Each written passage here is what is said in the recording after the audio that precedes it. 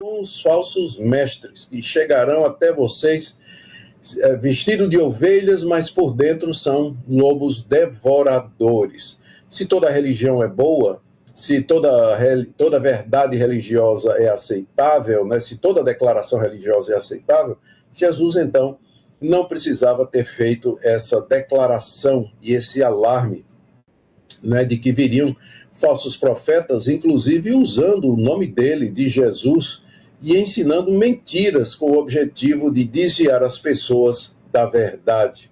Isso ele fez diversas vezes. No final de Mateus, capítulo 7, no Sermão do Monte, lá no Sermão Escatológico, em Mateus 25, Mateus 24, aliás, quando ele faz esse aviso, Marcos 13 também.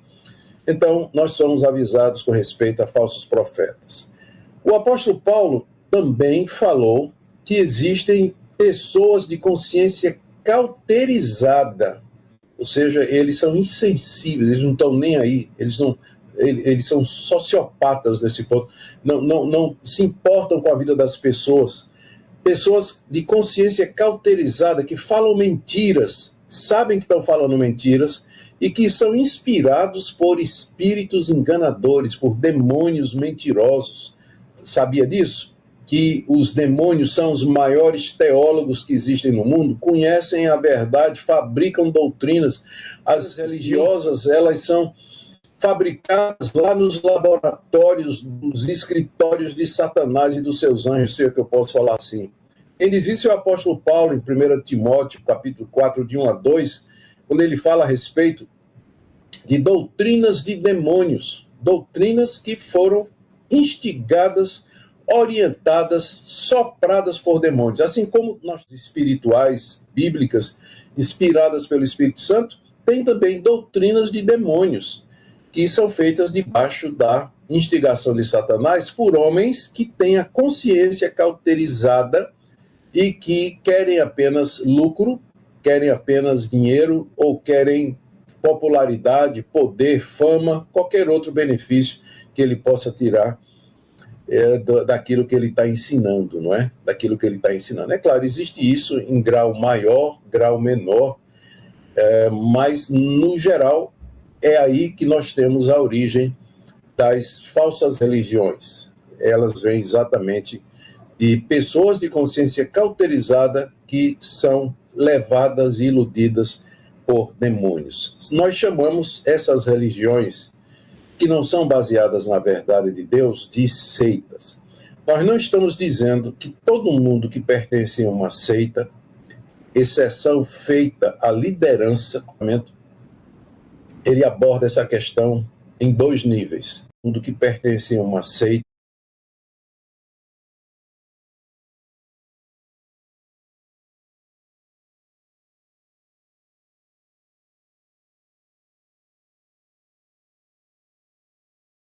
Deus diz seitas.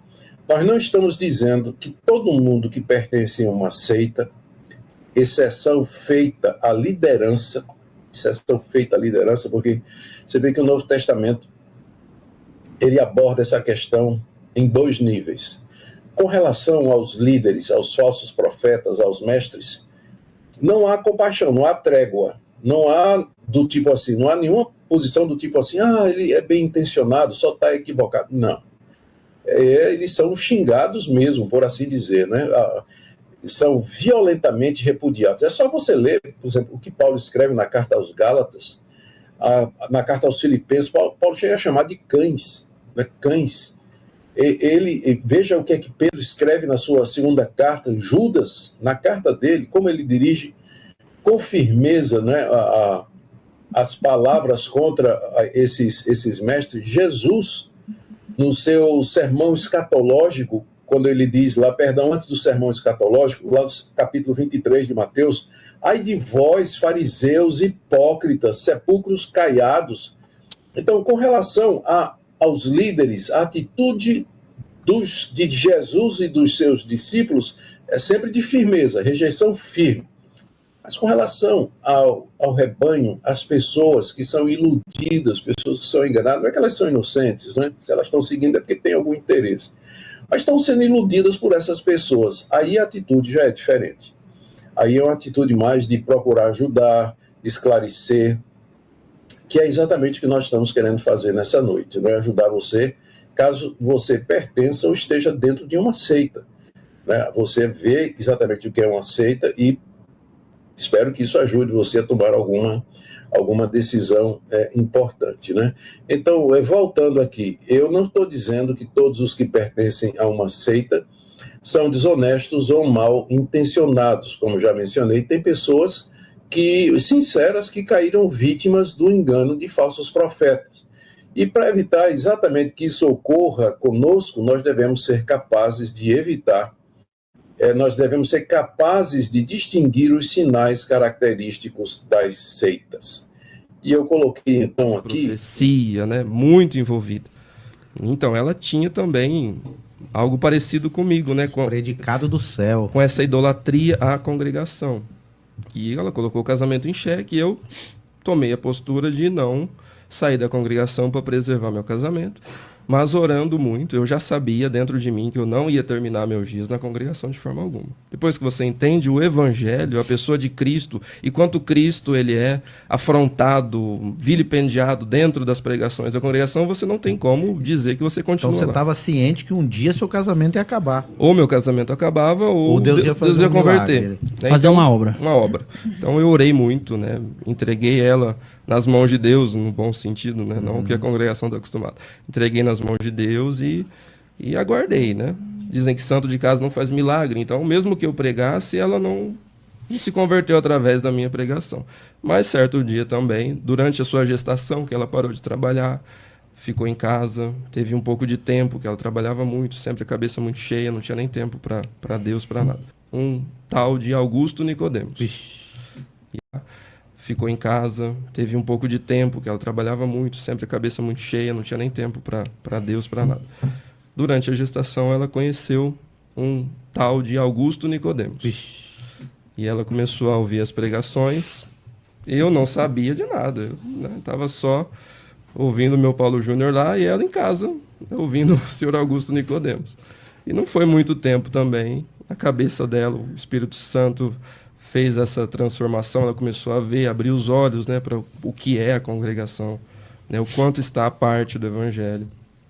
E depois que nosso filho nasceu, então nós vamos sair, vamos, amém, estamos Chegaram a fazer concordes, carta? né? Chegaram a fazer? Não, a gente só Avisou saiu, alguém? avisamos, eu avisei, né, o ministério da minha igreja.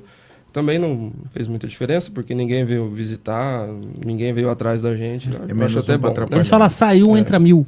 Entra 1000, Eu até achei na nossa mente, a gente vai fazer falta, A vão gente também vir, ficou preocupado com isso. vão fazer uma romaria na minha casa, vão vir chorando atrás de mim. Né? Ninguém veio atrás, não. Deus pôs 10 né? no seu lugar, né? Na verdade, Sabe por que eles não fazem isso? De mandar as pessoas? Porque eles correm o risco da pessoa não voltar mais.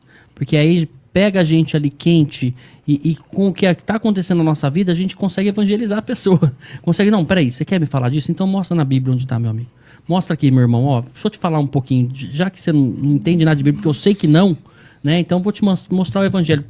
Por favor, me dá abertura só te mostrar. Então eles não fazem isso porque sabem que vão perder ali membros. Né? Mais ou menos isso. E aí eu comecei a conhecer algumas igrejas na minha cidade, que era Fernandópolis na época. E eu me identifiquei muito com a presbiteriana Filadélfia de lá, né? Comecei a congregar, a Laiane foi comigo, minha esposa, e nós começamos a participar, né, das atividades da igreja. Pouco tempo depois me mudei para Votuporanga, né? 30 quilômetros aí para quem conhece. E em Votuporanga também fui na igreja presbiteriana de lá, fomos muito, muito bem recebidos pelo pastor Paulo, pelos irmãos, os presbíteros, diáconos. Estou vendo aqui, Ronaldo, testemunhos, né? Que sois salvos. Sim. Ou seja, é um outro evangelho. Se você está ligado a este movimento, você é salvo. Se você não está ligado a esse movimento, você está perdido. Não há salvação fora desse movimento.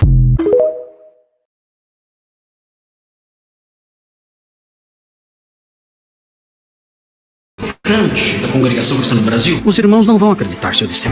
Segundo dizem os irmãos que vieram de lá, e eles são unânimes em dizer isso, o que é chocante nesse meio, os irmãos vão se assustar com o que eu vou dizer agora. A tradição dessa igreja atribui ao texto de Efésios 2, 8 e 9. Efésios 2, 8 fala assim: porque pela graça sois salvos. Qual é a compreensão que essa tradição atribui a esse texto? Os irmãos vão pensar que eu estou inventando, mas na visão dessas pessoas, a palavra graça aqui significa congregação cristã no Brasil. Esse é o significado da palavra graça aqui. Irmãos, eu não estou exagerando. Essas pessoas entendem que pela congregação cristã no Brasil sois salvos. Esse é o significado do termo graça nesse versículo.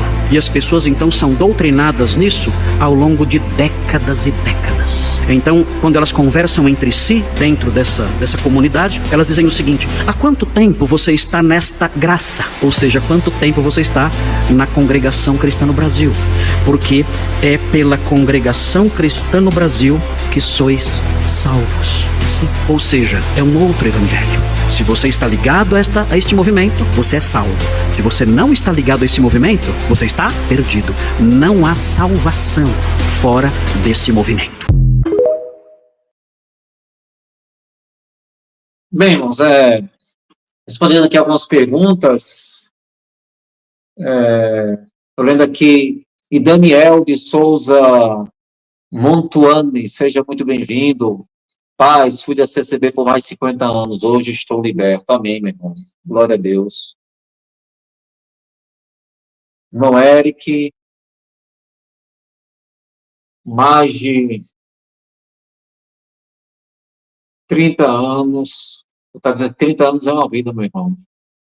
Acho que ele falou com o Ronaldo Esaú.